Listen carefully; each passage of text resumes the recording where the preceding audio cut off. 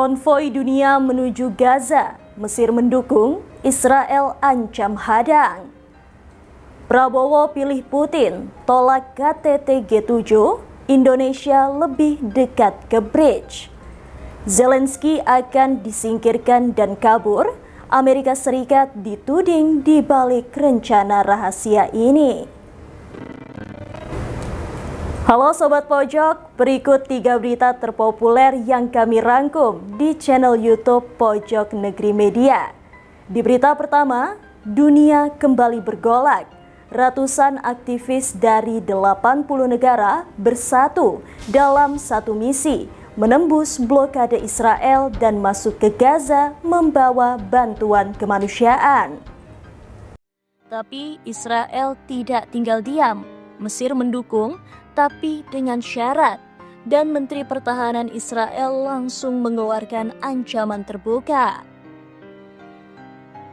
Konvoi Steadfastness atau konvoi keteguhan hati adalah gerakan solidaritas internasional yang bertujuan membawa bantuan kemanusiaan langsung ke jalur Gaza. Konvoi ini berangkat dari Tunisia, melewati sejumlah negara Arab, dan menargetkan masuk lewat perbatasan Mesir-Gaza, tepatnya di wilayah Sinai dan Rafah. Lebih dari 80 negara terlibat, mulai dari aktivis, relawan kemanusiaan, hingga organisasi hak asasi manusia global. Kementerian Luar Negeri Mesir menyatakan mendukung konvoi tersebut, namun meminta penyelenggara mengikuti prosedur resmi.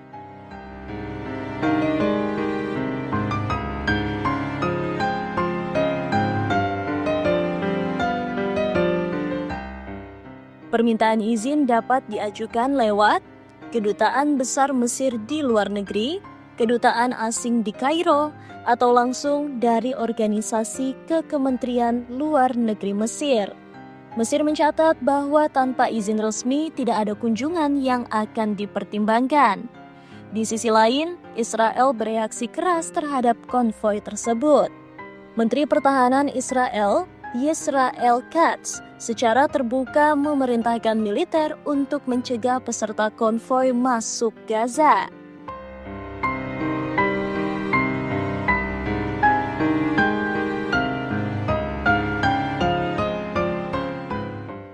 Israel menyebut para demonstran konvoi sebagai demonstran jihadis dan menuding mereka bersimpati pada Hamas, klaim yang belum dibuktikan. Israel juga menekan Mesir untuk tidak mengizinkan konvoi melintasi perbatasan Sinai. Mesir dalam pernyataannya juga menegaskan sikap politik yang tegas, menolak pelanggaran Israel terhadap hukum internasional, mendukung rakyat Palestina dan hak-haknya, mendesak Israel untuk mengakhiri blokade Gaza, dan menuntut akses kemanusiaan dibuka secara penuh. Namun, Mesir tetap menjaga keseimbangan, mendukung kemanusiaan, tapi tetap berpegang pada prosedur keamanan nasionalnya. Presiden Prabowo Subianto bikin gebrakan besar dalam diplomasi luar negeri. Ia memilih hadir dalam undangan Presiden Vladimir Putin di Rusia dan menolak undangan KTT G7 di Kanada. Apakah ini sinyal bahwa Indonesia lebih condong ke bridge dibanding negara-negara barat? Langkah Prabowo ini menuai berbagai reaksi, baik dalam maupun luar negeri. Tapi menurut Guru Besar Hukum Internasional Universitas Indonesia, Hikmahanto Juwana, keputusan ini justru tepat dan menguntungkan Indonesia. Setidaknya ada 3 alasan utama mengapa langkah Prabowo dinilai strategis. Pertama, jika Prabowo menghadiri G7, Indonesia akan tampak berpihak ke blok barat dan negara-negara OECD. Sebaliknya, kehadiran di Rusia justru mempertegas posisi Indonesia di kelompok Bridge Plus, di mana Indonesia telah resmi bergabung. Ini adalah sinyal bahwa Indonesia menjaga keseimbangan dan menghindari keterjebakan dalam rivalitas kekuatan besar. Alasan kedua, Prabowo ingin punya ruang bicara yang lebih kuat soal Palestina dan Gaza. Karena dalam forum G7, suara pro-Palestina sering tidak mendapat tempat. Amerika Serikat, pendukung utama Israel, masih mendominasi forum tersebut. Di forum timur seperti Bridge atau saat bertemu Putin, isu Palestina bisa dibahas lebih terbuka. Alasan ketiga, posisi Indonesia di KTT G7 sebenarnya hanya sebagai pendengar atau undangan pelengkap. Sedangkan di Rusia, Prabowo hadir sebagai tamu utama yang bisa berdiskusi bilateral secara langsung. Di Kanada, presiden hanya diberi panggung untuk mewakili suara negara berkembang. Tapi di Rusia, Indonesia bisa membicarakan langsung kerjasama strategis dua negara.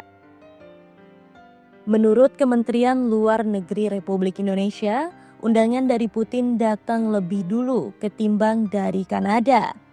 Selain itu, di tanggal yang sama, Prabowo juga diundang ke Singapura untuk menghadiri Annual Leaders Retreat, pertemuan rutin penting di Asia Tenggara. Jadi, ini bukan soal menolak G7 semata, tapi menjaga komitmen diplomatik yang sudah dijanjikan lebih dulu. Pilihan ini juga bisa menggeser arah politik luar negeri Indonesia. Apakah akan tetap netral dan bebas aktif atau mulai condong ke poros timur? Dengan bergabungnya Indonesia ke Bridge Plus dan kedekatan dengan Cina, Rusia, serta India, muncul pertanyaan besar. Apakah Jakarta sedang mengatur ulang orientasi globalnya? Keputusan Prabowo bukan sekedar memilih antara Rusia atau G7, tapi ini tentang menentukan posisi strategis Indonesia dalam dunia yang makin terbelah. Apakah ini strategi cerdas atau justru bisa memperumit hubungan dengan negara barat?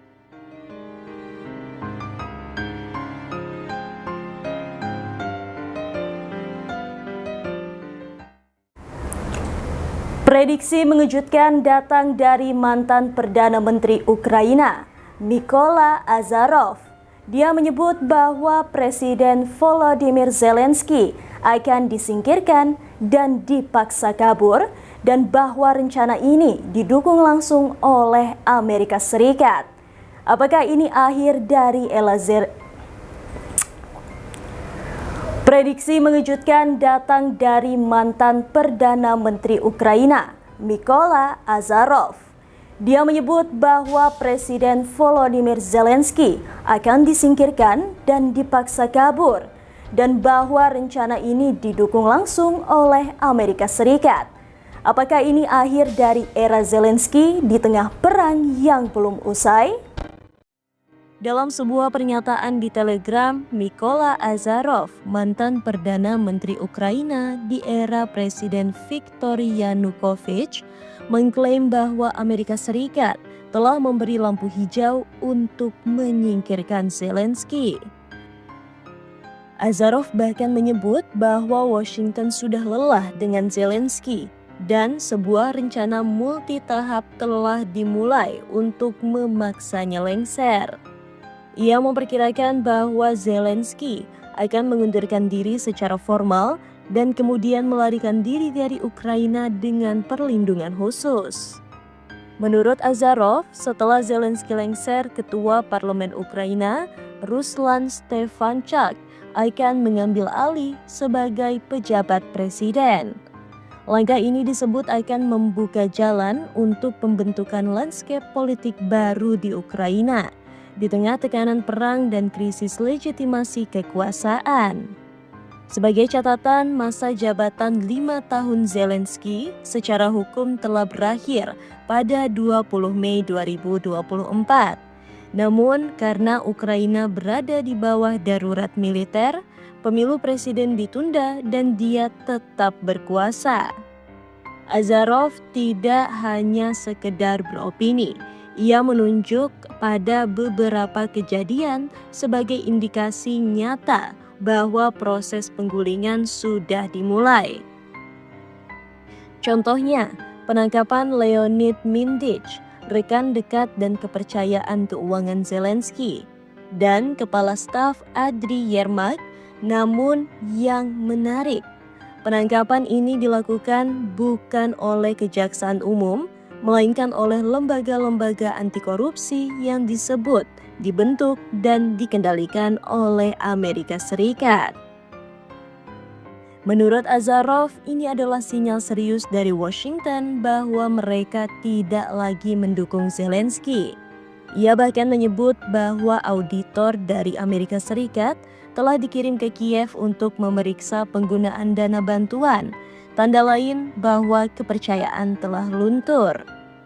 Krisis legitimasi Zelensky bukan hanya dibahas di dalam negeri, tapi juga jadi perhatian Rusia. Moskow menyatakan bahwa Zelensky sudah tidak sah memimpin Ukraina karena masa jabatannya telah berakhir dan tak ada pemilu. Namun yang menarik, Rusia masih bersedia berunding dengan pemerintah Kiev saat ini, meski memperingatkan bahwa perjanjian damai bisa dianggap batal jika ditandatangani oleh presiden yang tidak sah. Isu ini bisa menjadi ganjalan besar dalam proses perdamaian di masa depan. Jika benar Zelensky akan disingkirkan oleh rencana yang didukung Amerika Serikat, ini akan menjadi babak baru dalam konflik Ukraina. Bukan hanya perang melawan Rusia, tetapi juga perang politik internal dan ketegangan antara Kiev dan Washington.